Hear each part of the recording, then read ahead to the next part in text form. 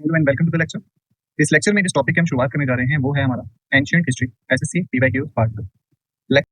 कि निम्नलिखित में से कौन ओरिजिनल फाउंडर माने जाते हैं मनुस्क्रिप्ट्स के और एडिटर्स के कौटिल्य अर्थशास्त्र के? विकल्प है Shrikant Shastri, Srinivas Iyengar, R Shyama Shastri, William Jones. सही उत्तर देने के लिए आप सभी के पास 10 सेकंड का समय है और समय शुरू होता है।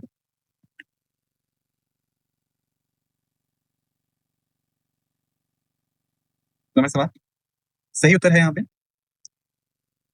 सी, आर श्यामा शास्त्री। स्पष्टीकरण: आर श्यामा शास्त्री ने ट्रांसलेट किया था, एडिट किया था और पब्लिश किया था संस्कृत संस्करण को 1909 में, और इसी के बाद उन्होंने ट्रांसलेट कर दिया इसको इंग्लिश में और पब्लिश किया 1950।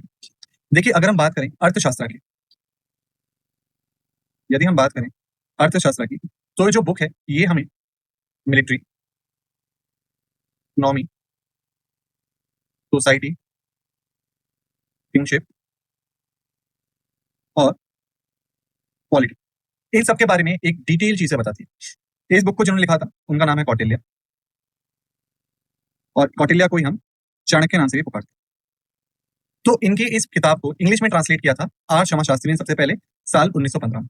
सबसे पहले उन्होंने इसे 1909 में संस्कृत में ट्रांसलेट किया, उसके बाद इसे बाद में इंग्लिश में ट्रांसलेट कर दिया। अगला प्रश्न है निम्नलिखित में से अलेक्जेंडर जो कि ग्रीक के रूलर थे, झेलम नदी किनारे उन्होंने किससे युद्ध लड़ा था? विकल्प है अम्बी से, चंद्रगुप्त मौर्य से, पोरस से या धनानंद से। सही उत्तर देने के लिए आप सभी के पास 10 सेकंड का समय है और समय शुरू होता है।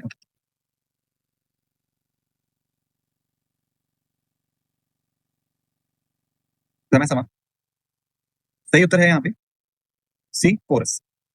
स्पष्टीकरण: पोरस ने लड़ाई लड़ी थी अलेक्जेंडर द ग्रेट से बैटल ऑफ हाइडापेसिस में, जिसे झेलम के नाम से जाना जाता है, 326 बीसी में, और माना जाता है कि पोरस इस लड़ाई में हार गया था।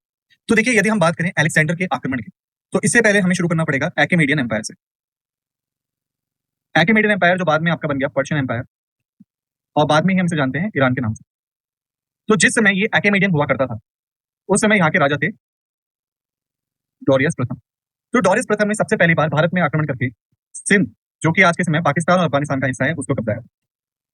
इसके पश्चात अलेक्जेंडर ने डोरियस 3 पे अटैक कर दिया, और अलेक्जेंडर जो थे वो असल में मैकडोनियन एम्पायर से बिलोंग करते। डोरियस 3 को हराने के बाद जब अलेक्जेंडर ने ईरान पे कब्जा किया, उस समय उन्हें पता चलता है कि सिंध नाम की कोई जगह है या हिंद नाम की कोई जगह है जहां पे बहुत सारी वेल्थ है और बाकी चीजें। अलेक्जेंडर ने इसके बाद ईस्ट में, क्योंकि ईरान से ईस्ट की तरफ पड़ता था हमारा सिंध यानी कि भारत है, उसकी तरफ बढ़ना और आक्रमण करना शुरू करा। अब यहाँ पे धनानंद, गंगा, इसके पश्चात पोरस, झेलम, और फिर आते हैं हमारे अलेक्जेंडर। तो अलेक्जेंडर ने जब भारत में हमला करना शुरू करा सिंध में, तो उन्हें जो एक टारगेट मिला वो मिला पोरस से। पोरस जो थे उस समय सिंध में एक राज करते थे अपना वो, ठीक। अब अलेक्जेंडर और पोरस की जो लड़ाई होती है उसे कहा जाता है द बैटल ऑफ हाइडापेसिस, क्योंकि हाइडापेसिस असल में झेलम नदी का ही नाम है, लेकिन ग्रीक भाषा में। अलेक्जेंडर ने पोरस को इस युद्ध में हरा दिया, और बाद में पोरस और अलेक्जेंडर ने एक अलायंस कायम कर लिया, जिसे हम ग्रीक इंडो अलायंस के नाम से भी जानते हैं। अभी जो ग्रीक इंडो अलायंस था ये ईस्ट में और आगे बढ़ना चाहता था, यानी गंगा नदी को और क्रॉस करना चाहता था, लेकिन गंगा नदी के उस पार धनानंद राजा थे, नंद डायनेस्टी के, और माना जाता है कि नंद डायनेस्टी उस समय बहुत ज्यादा पावरफुल थी, उनके पास बहुत ज्यादा वेपन, फौज और बहुत सी चीजें थी। तो इसी वजह से जो अलेक्जेंडर की आर्मी थी, जिसमें केवल 20,000 सोल्जर्स थे, और वहीं पे धनानंद की जो आर्मी थी उसमें करीबन करीबन 2 लाख सोल्जर, 5,000 की कैवलरी और 3,000 हाथी थे। इतनी बड़ी फौज से भिड़ने लायक ये फौज नहीं थी, और अलेक्जेंडर अपना जो इन्वेजन था, आक्रमण था, वो गंगा तक आके रोक देते हैं, यानी गंगा के वेस्ट में तो वो चीजों को कब्जाते हैं, लेकिन गंगा के ईस्ट में वो नहीं आते। तो याद रखिएगा, जो लड़ाई हुई थी अलेक्जेंडर की झेलम नदी किनारे वो पोरस से हुई थी, और किस तरीके से अलेक्जेंडर भारत की तरफ आकर्षित हुए, कहां से उन्हें प्रेरणा मिली, वो सारी चीजें मैंने आपको यहाँ पे बता दी। अगला प्रश्न है कि निम्नलिखित में से किस जगह पे चंद्रगुप्त मौर्य ने अपनी जिंदगी के आखिरी दिन गुजारे थे? विकल्प है थानेश्वर, कांची, पाटलिपुत्र, शरवना बेलागोट। सही उत्तर देने के लिए आप सभी के पास 10 सेकंड का समय है और समय शुरू होता है अब।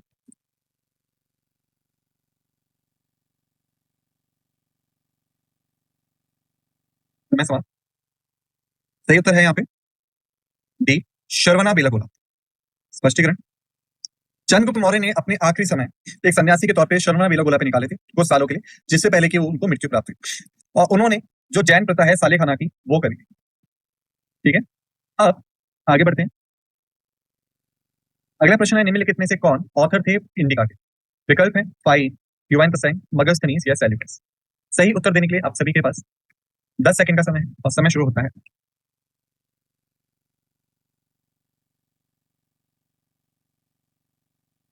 हाँ, सही उत्तर है यहाँ पे सी, मगस्थनीज। स्पष्टीकरण, मगस्थनीज ने किताब लिखी थी, इसका नाम था इंडिका। अब हम इसकी बात करते हैं कि ये असल में किताब लिखी कैसे गई और मगस्थनी किस प्रकार से भारत पहुंचे। तो देखिए, जो जंग अलेक्जेंडर ने शुरू करी थी वो जेलम तक आके रुक गई। इसी बीच में जो धनानंद थे, इनको हटाने के बाद नए राजा बनते हैं चंद्रगुप्त मौर्य। और वहीं पे अलेक्जेंडर के बाद ग्रीक्स के नए राजा बनते हैं सेल्यूकस निकेटर। अब सेल्यूकस निकेटर जो थे वो ग्रीक थे और वेस्ट में थे। चंद्रगुप्त मौर्य जो थे वो मौर्य थे और ईस्ट में। लगातार ईस्ट में और वेस्ट में यानी ग्रीक और मौर्यंस की जो लड़ाई थी वो लगातार चल रही थी। ठीक इसी टाइम पे जो चंद्रगुप्त मौर्य के सलाहकार हुआ करते थे चाणक्य, वो एक डिप्लोमेटिक सॉल्यूशन निकालते हैं इस लड़ाई का, यानी इस लड़ाई को बंद करने का एक डिप्लोमेटिक सॉल्यूशन निकालते हैं। और उस डिप्लोमेटिक सॉल्यूशन के तहत उन्होंने दो चीजों को बहुत ज्यादा प्रोत्साहन दिया। सबसे पहला था मैट्रिमोनियल अलायंस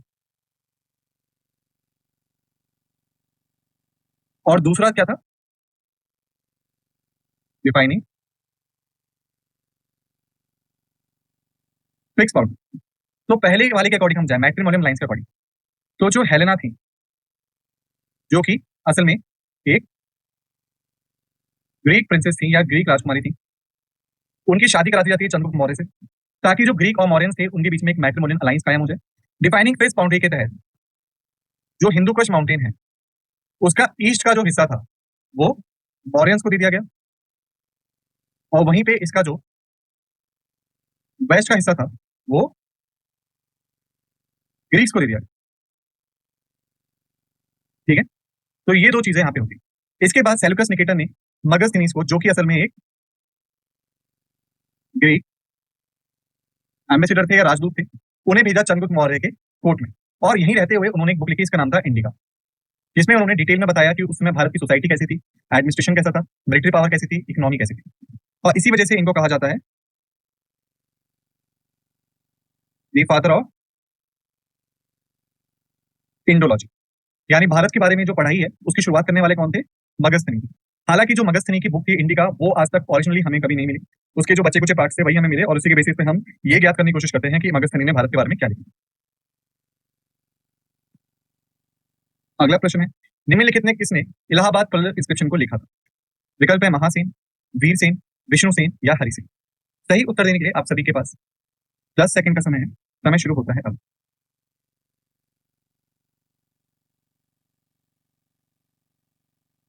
समय समाप्त। सही उत्तर है यहाँ पे डी, हरिसेन। स्पष्टीकरण, हरिसेन जो थे वो 4वीं शताब्दी के एक संस्कृत कवि थे और उनकी जो सबसे फेमस कविता है 345 एडी में लिखी गई और उसे इलाहाबाद किले पे लगाया गया। हरिसेन जो थे ये असल में कोर्ट पोइट भी थे, किसके,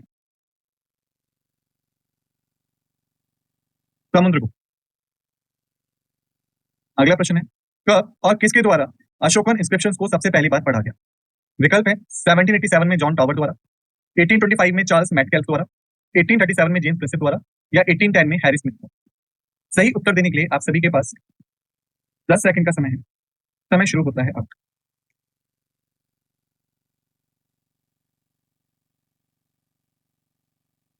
मैं समाप्त। सही उत्तर है यहाँ पे सी, 1837 में जेम्स प्रिंसेप द्वारा। स्पष्टीकरण, जो इंस्क्रिप्शन थे उन्हें मेजर रॉक एडिक्ट्स के तौर पे, माइनर रॉक एडिक्ट्स के तौर पे, फिलर एडिक्ट्स के तौर पे रखा जा सकता है। और इसको सबसे पहली बार जेम्स प्रिंसेप द्वारा पढ़ा गया था, जो कि एक इंग्लिश स्कॉलर, ओरिएंटलिस्ट और एंटीक्वेरी थे। उन्होंने सबसे पहली बार डेसिफर किया अशोकन एडिक्ट्स को 1837। तो देखिए, बात करें यदि हम अशोकन एडिक्ट्स की, तो अशोकन एडिक्ट्स जो थे उनमें 3 भाषाओं का इस्तेमाल या 3 स्क्रिप्ट का इस्तेमाल हमें मुख्यतः देखने को मिलता है। सबसे पहला था हमारा ब्रह्मी, दूसरा था खरोष्टी, और तीसरा था अरेमिक। जो ब्रह्मी था मुख्य तौर पे ये ईस्ट और सेंट्रल पार्ट्स में होता था। खरोष्टी जो था वो नॉर्थ पार्ट्स में था, और अरेमिक जो था वो फार नॉर्थ वेस्ट पार्ट्स में था। ठीक है, तो जो हमारी एशियाटिक सोसाइटी ऑफ बंगाल था, एशियाटिक सोसाइटी ऑफ बंगाल, जिसको 1784 में स्थापित किया गया सर विलियम जॉन्स के द्वारा। जेम्स प्रिंसेप जो थे उसी का एक हिस्सा हुआ करते थे। 1837 में इन्होंने फाइनली जो ब्रह्मी स्क्रिप्ट थी उसको डेसिफर्ड कर लिया कि उसमें लिखा क्या है, और इसकी वजह से जो अशोकन इंस्क्रिप्शंस की टीचिंग्स थी एडमिनिस्ट्रेशन के बारे में, सोसाइटी के बारे में, एथिक्स के बारे में, मोरल्स के बारे में, वो सभी पहली बार इजी लैंग्वेज में ट्रांसक्रिप्ट हो पाती है, क्योंकि जो ब्रह्मी थी वो उस समय पे लोगों को समझ में नहीं आती थी 1837 के आसपास। लेकिन जेम्स प्रिंसेप के द्वारा जब उसे डिकोड कर लिया गया तब वो इंग्लिश और बाकी लैंग्वेज में अवेलेबल हो पाई, ताकि आम नागरिक भी उसे पढ़ सके। अगला प्रश्न है, जो स्कूल ऑफ आर्ट्स था जो कुषाण पीरियड के दौरान डेवलप होता है, जिसमें मिक्सचर था इंडियन और ग्रीक स्टाइल का, उसे हम किस नाम से जानते हैं? Mughal art, Kushan art, Persian art या गंधार आर्ट? सही उत्तर देने के लिए आप सभी के पास 10 सेकंड का समय है। समय शुरू होता है अब।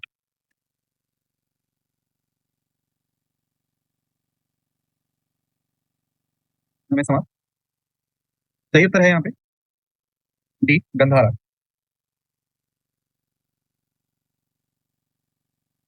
पुष्टिकरण।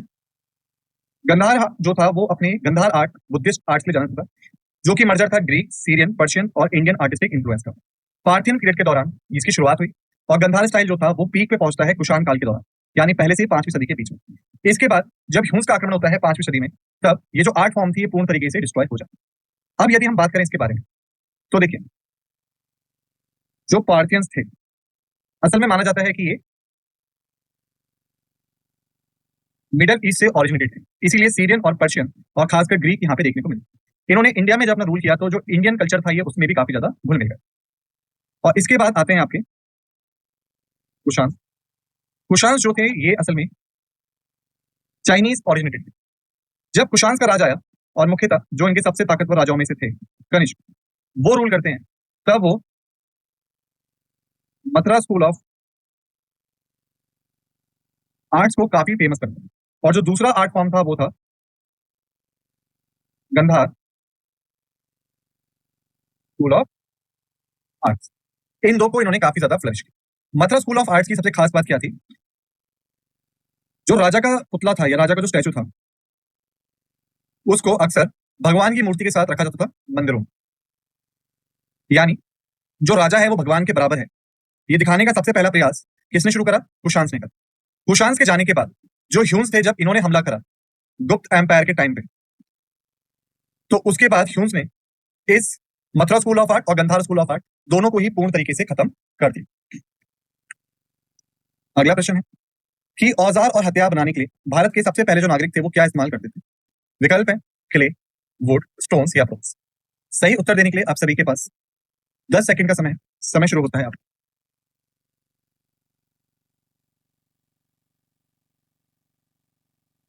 समय समाप्त। सही उत्तर है यहाँ पे सी, स्टोन्स। स्पष्टीकरण। जो भारत के सबसे पहले लोग थे वो पत्थरों का इस्तेमाल करते थे औजार और हथियार बनाने के लिए। तो यदि हम बात करें इसके बारे में, तो जो स्टोन एजेस हैं, यानी वो काल जिस समय जो इंसान थे वो हथियार और औजार बनाने के लिए पत्थरों का इस्तेमाल करते थे, ये 3 हिस्सों में बटी हुई है। पैलियोलिथिक यानी कि ओल्ड स्टोन एज, दूसरा मेसोलिथिक यानी कि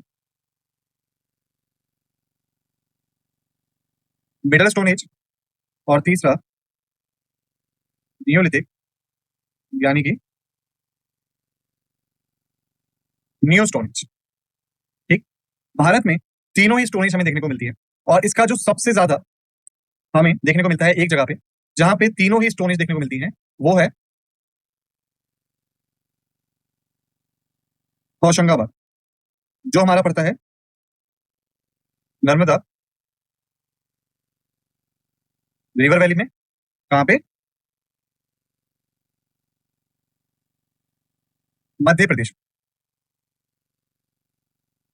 अगला प्रश्न है निम्नलिखित में से कौन कुषाण का सबसे महान शासक था?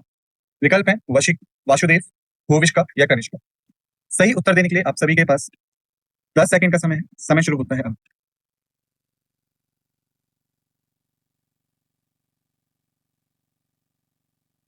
समय समाप्त।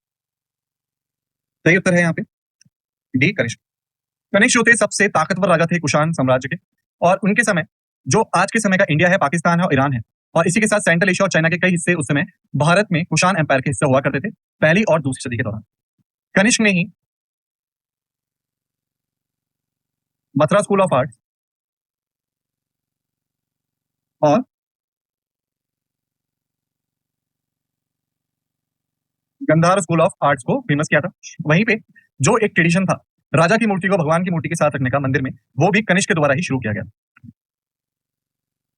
अगला प्रश्न है, नीचे दिए गए विकल्पों में से भारत के मेडिकल ट्रायो कोड नाम बताइए। विकल्प है चरका, सुश्रुता, भागवत, चरखा, वत्यसेना और भागवत, चरखा, सुश्रुता और भारता, चरखा, सुश्रुता और पतंजलि। सही उत्तर देने के लिए आप सभी के पास 10 सेकंड का समय है। समय शुरू होता है अब।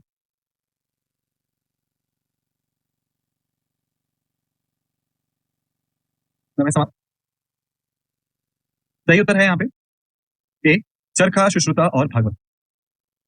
स्पष्टीकरण, चरखा चरखा को सबसे ज्यादा मुख्य कॉन्ट्रीब्यूटर्स में से माना जाता है आयुर्वेद के, एक मेडिसिन और लाइफस्टाइल का सिस्टम जो कि प्राचीन भारत में शुरू हुआ, और इसी के साथ जो मेडिकल ट्रीटीज थी इनके द्वारा लिखी गई किताब थी चरका संहिता, उसके लिए जाना जाता है।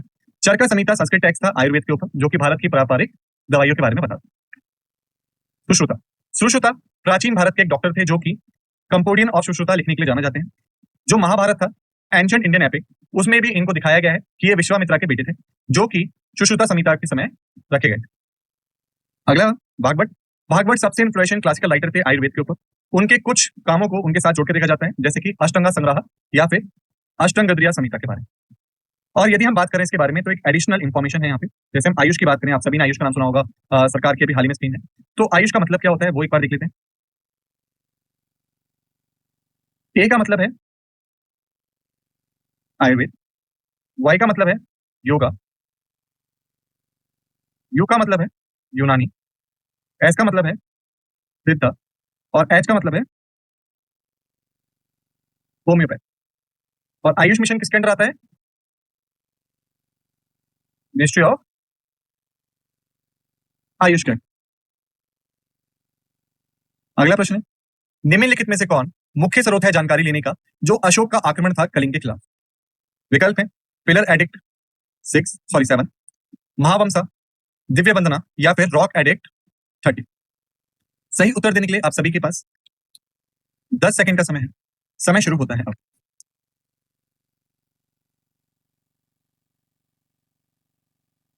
समय समाप्त।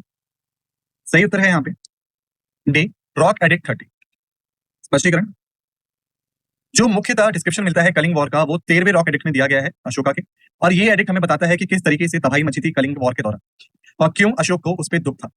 तो देखिए हम बात करें इसके बारे में, तो जिस समय कलिंग वॉर लड़ा गया उस टाइम पे दो पावरफुल एम्पायर भारत में हुआ करते थे। एक था मौर्यन एम्पायर, दूसरा था कलिंग एम्पायर। मौर्यन एम्पायर पे उस समय जो राजा थे वो थे अशोक।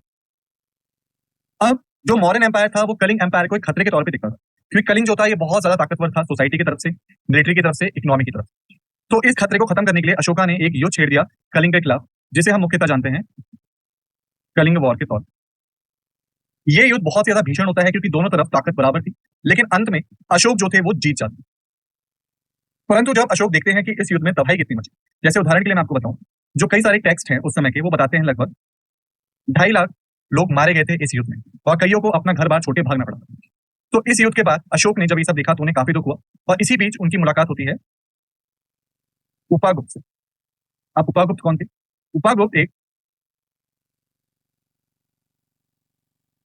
बुद्धिस्ट मॉन्क थे या बौद्ध भिक्षु थे।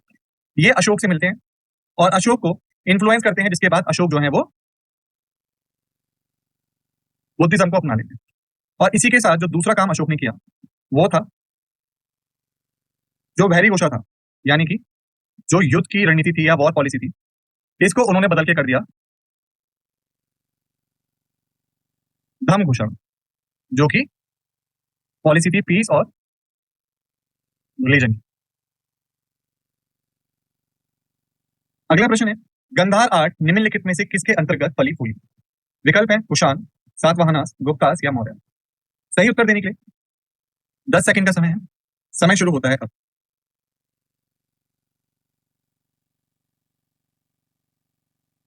समय समाप्त। सही उत्तर है यहाँ पे ए द कुषाण। स्पष्टीकरण, गंधार स्टाइल जो था वो फला फूला और अपनी चरम तक पहुंचता है कुषाण काल के दौरान, यानी पहले से 5वीं सदी के दौरान। इसके बाद जो श्वेत ह्यून्स थे या व्हाइट ह्यून्स थे 5वीं सदी में जब उन्होंने आक्रमण किया, तो जो गंधार आर्ट थी वो पूर्ण तरीके से समाप्त हो गई। अगला प्रश्न है, निम्नलिखित में से वो कौन सा राज्य था जिसने सबसे पहले हाथियों का इस्तेमाल करा युद्ध? विकल्प है अवंती, चंपा, मगध या कौसाल।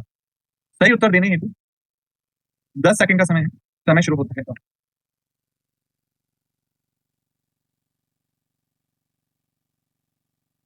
समय समाप्त। सही उत्तर है यहाँ पे सी मगध। स्पष्टीकरण, अगर हम एंशिएंट इंडियन हिस्ट्री को पढ़ें तो हमें यह देखने को मिलता है कि जो पोरस थे, सबसे पहली बार उन्होंने हाथियों का इस्तेमाल करा युद्ध में अलेक्जेंडर के खिलाफ, जब बैटल ऑफ हाइडाफिसिस चलता है। जैसे हम जानते हैं जो बैटल ऑफ हाइडाफिसिस था वही असल में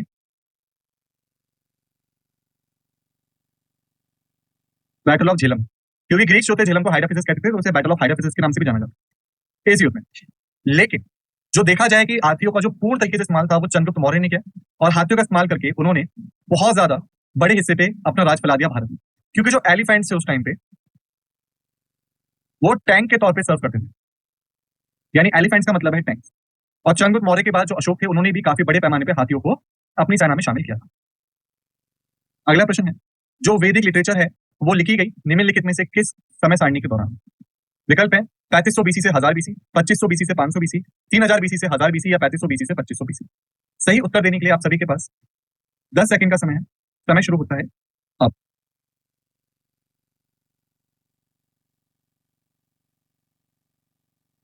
समय समाप्त। सही उत्तर है यहाँ पे 2500 बीसी से लेके 500 बीसी के बीच में। स्पष्टीकरण, जो वैदिक लिटरेचर है वो 2500 बीसी से 500 बीसी के बीच लिखी गई। जो टर्म है वैदिक लिटरेचर का, इसका मतलब है जो चार वेदा और उनके संहिताज यहाँ पे लिखे गए। और जो वैदिक लिटरेचर है उसे हम चार हिस्सों में बांटते हैं, यानी कि जो चार वेदा थे जिसमें ऋग्वेद, समवेद, यजुर्वेद और अथर्ववेद शामिल है, और उनके समासास। बाद में ब्राह्मणास को भी लिखा गया जो संहिता से अटैच थे, अर्यांकास उसके बाद है और उपनिषद उसके बाद में। तो जो चार वेद लिखे गए उसकी वजह से हम इन्हें वैदिक लिटरेचर के नाम से पुकारते हैं। अगला प्रश्न है, निम्नलिखित में से कौन सी चीज एक्सपेक्ट नहीं थी लेटर वैदिक एज में? विकल्प है जो किंगशिप थी उसकी जो महत्वपूर्णता थी पॉलिटिकल लाइफ में वो बढ़ गई, जो आयरन था उसकी डिस्कवरी हुई, पॉलीगामी की प्रैक्टिस शुरू हुई, या फिर सिंपल नॉन रिचुअलिस्टिक वर्शिप थी। सही उत्तर देने के लिए आप सभी के पास 10 सेकंड का समय है और समय शुरू होता है।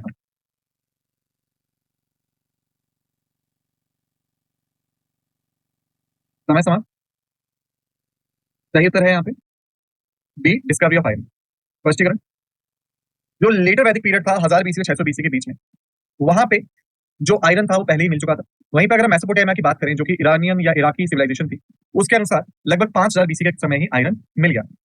तो देखिए यदि हम बात करें इसके बारे में, तो जो वैदिक एज थी उससे पहले हमारे पास जो सिविलाइजेशन थी वो थी इंडस वैली सिविलाइजेशन, जिसे हम सिंधु घाटी सभ्यता के नाम से भी जानते हैं। जो इंडस वैली सिविलाइजेशन थी वो चैल्कोलिथिक थी, यानी इस समय पे हमें कॉपर और ब्रॉन्ज मिल चुके थे, और साथ ही हम स्टोन्स का तो इस्तेमाल करते ही थे। और इसी के जो कंटेम्पररी सिविलाइजेशन थी मेसोपोटामियन सिविलाइजेशन जो थी, ये सिविलाइजेशन आयरन का इस्तेमाल करती थी, यानी इनके पास आयरन था। तो जो वैदिक एज थी जब उसकी शुरुआत होती है हमारी लगभग 1500 बीसी के आसपास, उस समय तक जो आयरन था वो मिल चुका था। तो इसीलिए जो लेटर वैदिक पीरियड था जो 1500 बीसी के बाद आता है, यानी कि 1000 बीसी से 600 बीसी के बीच में आता है, उस समय तक आयरन मिल चुका था। तो जो डिस्कवरी ऑफ आयरन है वो इसका कोई महत्वपूर्ण हिस्सा नहीं था, क्योंकि वो पहले से ही वहां पे चीज थी। अगला प्रश्न है, निम्नलिखित में से किसने चौथी बुद्धिस्ट काउंसिल की अध्यक्षता संभाली थी? विकल्प है अशोक, कनिष्क, अश्वघोषा या वाशुमेध। सही उत्तर देने के लिए आप सभी के पास 10 सेकंड का समय है। समय शुरू होता है।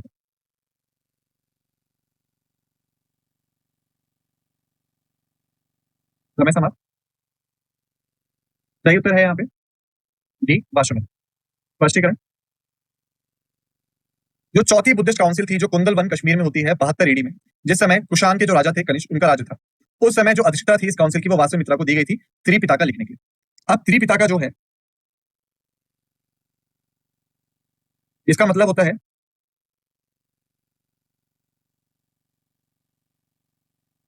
थ्री बुक्स ऑन लीव्स, क्योंकि उस समय पेपर नहीं था तो लोग पत्तों पे ही लिखते थे। तो त्रिपिटका में 3 किताबें लिखी गई जो कि असल में बुद्धिस्ट धर्म की मुख्य किताबें मानी जाती, यानी विनय पिटका,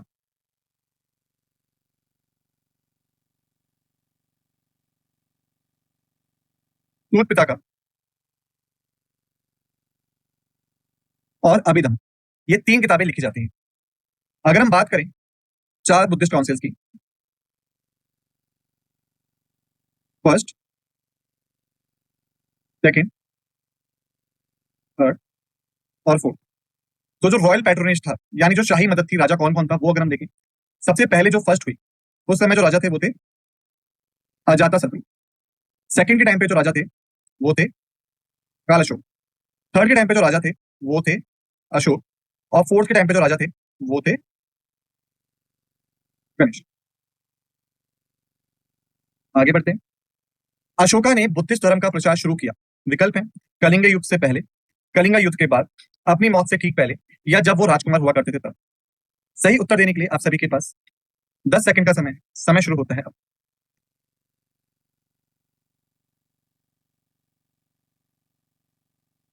समय समाप्त। सही उत्तर है यहाँ पे बी, कलिंग युद्ध के बाद। स्पष्टीकरण, अशोक एक भारतीय सम्राट थे, मौर्यन डायनेस्टी से बिलोंग करते थे, जिन्होंने 268 से 232 बीसी तक राज किया। अशोका ने कलिंग में एक जंग छेड़ी थी जो बहुत ही ज्यादा खतरनाक थी, जिसमें बहुत सारे लोग मारे गए और बहुत तबाही हुई।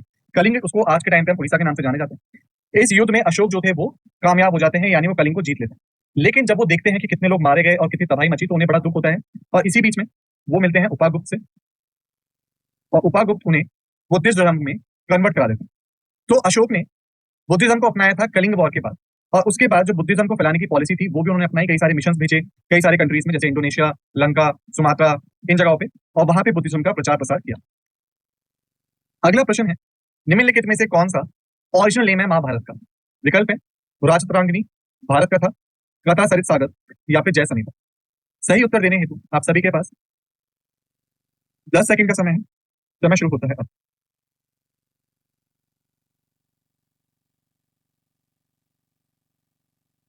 समय समाप्त। सही उत्तर है यहाँ पे डी, जय समीता। स्पष्टीकरण, जो ओरिजिनल नेम था महाभारत का वो जय समीता है, जिसे वेद व्यास द्वारा लिखा गया था, सॉरी वेद व्यास द्वारा बताया गया था, और इसको लिखा था भगवान गणेश ने, जैसा माना जाता है। जब इसे असलियत में लिखा गया तो इसमें केवल 8,800 श्लोक थे। बाद में इसमें कई सारे श्लोक जोड़े गए और इस समय महाभारत में लगभग 1,00,100 श्लोक मौजूद हैं। अगला प्रश्न है, निम्नलिखित में से कौन सा इंस्क्रिप्शन में प्रयाग प्रस्ती के नाम से उसे जाना जाता है?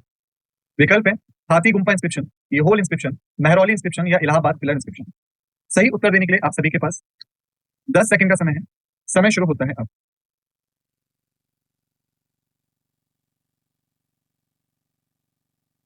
समय समाप्त। सही उत्तर है यहाँ पे डी, इलाहाबाद पिलर इंस्क्रिप्शन। स्पष्टीकरण, इलाहाबाद पिलर इंस्क्रिप्शन, जिसे प्रयाग प्रस्ती के नाम से जाना जाता है, समुद्रगुप्त के टाइम पे से लिखा गया था और हरिसेन ने से लिखा था। और इसमें समुद्रगुप्त के जो कारनामे थे वो उसमें बताए गए, उन्होंने क्या क्या अचीव किया क्या नहीं। तो यदि हम बात करें समुद्रगुप्त की तो ये गुप्त रूलर थे, और हरिसेन की बात करें तो ये असल में राज्य कवि थे या कोर्ट पोइट थे समुद्रगुप्त के। और समुद्रगुप्त ने इलाहाबाद प्रिंस्क्रिप्शन में ही खुद को लिच्छवी द्वैत्रा लिखवाया था, जिसका मतलब है सन ऑफ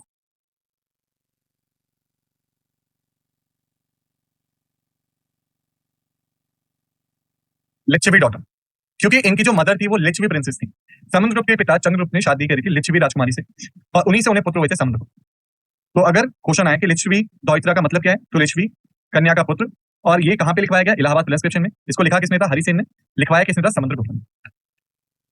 अगला प्रश्न है, निम्नलिखित में से कौन चंद्रगुप्त मौर्य के पुत्र थे? विकल्प है बिंदुसार, चंद्रगुप्त द्वितीय, अशोक, या भीमसार। सही उत्तर देने के लिए आप सभी के पास 10 सेकंड का समय है। समय शुरू होता है।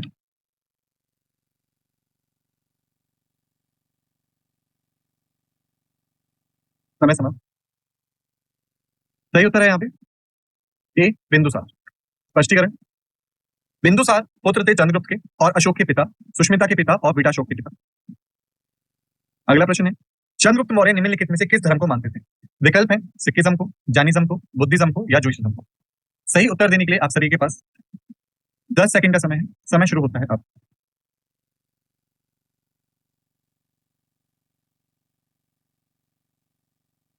समय समाप्त। सही उत्तर है यहाँ पे बी जैनिज्म। स्पष्टीकरण, चंद्रगुप्त मौर्य जो थे वो फाउंडर थे मौर्यन एम्पायर के प्राचीन भारत में, और हिस्टोरिकल जैन टेक्स्ट जो हैं वो बताते हैं कि चंद्रगुप्त जैनिज्म को मानते थे, और जब उन्होंने जैनिज्म को अपनाया तो जो भी उनकी संपत्ति थी या ताकत थी उन्होंने उसे छोड़ दिया, और जो जैन मॉन्क थे, भिक्षु थे आचार्य भद्रबहु, उनके साथ वो चले जाते हैं कहाँ पे? द्रवन में, गोला में, जहां पे वो अपने आखिरी दिन बिताते हैं और व्रत रखते हैं, कुछ खाते पीते नहीं है जब तक वो मर नहीं जाते, जिसको हम जैनिज्म में प्रैक्टिस मानते हैं सले खाना की। अगला प्रश्न है, निम्नलिखित में से किस जगह पे जो अवशेष मिलते हैं चौराइट के हड़प्पन टाइम के? विकल्प है लोथल, बनावली, दाइमाबाद या कालीबंगा। सही उत्तर देने के लिए आप सभी के पास 10 सेकंड का समय है। समय शुरू होता है अब।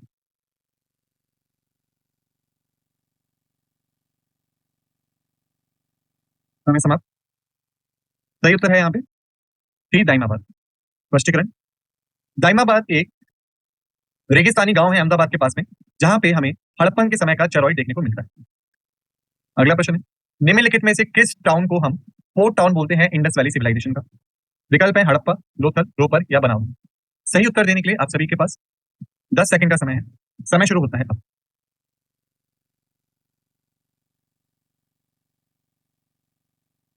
समय समाप्त। सही उत्तर है यहाँ पे बी लोथल। स्पष्टीकरण, लोथल एक पोर्ट टाउन था इंडस वैली सिविलाइजेशन का, जहां पे जो एंशियंट सिविलाइजेशन थी उस समय की, जैसे उदाहरण के लिए मेसोपोटामिया, ये जो थी ये इंडस वैली के साथ ट्रेड करती थी। अगला प्रश्न है, जो एक संरचित कोरोनेशन सेरेमनी है, यानी किसी के मरने के बाद उसका अंतिम संस्कार कैसे करना है, वो निम्नलिखित में से किस स्क्रिप्चर में लिखा हुआ है हिंदू धर्म के अनुसार? विकल्प है केनोपनिषद, विष्णु पुराण, ऐतरेय ब्राह्मण या अथर्ववेद। सही उत्तर देने के लिए आप सभी के पास 10 सेकंड का समय है। समय शुरू होता है अब।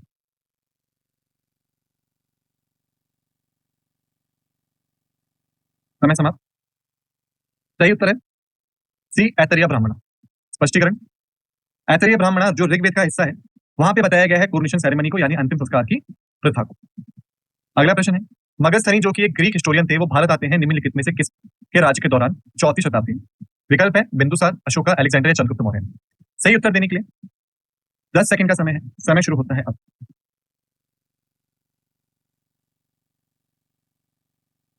समय समाप्त। सही उत्तर है डी चंद्रगुप्त मौर्य। स्पष्टीकरण, मगस्थनी एक ग्रीक हिस्टोरियन थे जो भारत आते हैं 4वीं शताब्दी के दौरान, और सेल्यूकस निकेटर के राजदूत के तौर पे कार्य करते हैं चंद्रगुप्त मौर्य के कोर्ट में, और लगभग ये 5 साल तक भारत में रुकते हैं, और यहीं पे एक किताब लिखते हैं जिसका नाम था इंडिका। इसी के साथ हमने कर लिया है इस लेक्चर को समाप्त। आप सभी का धन्यवाद।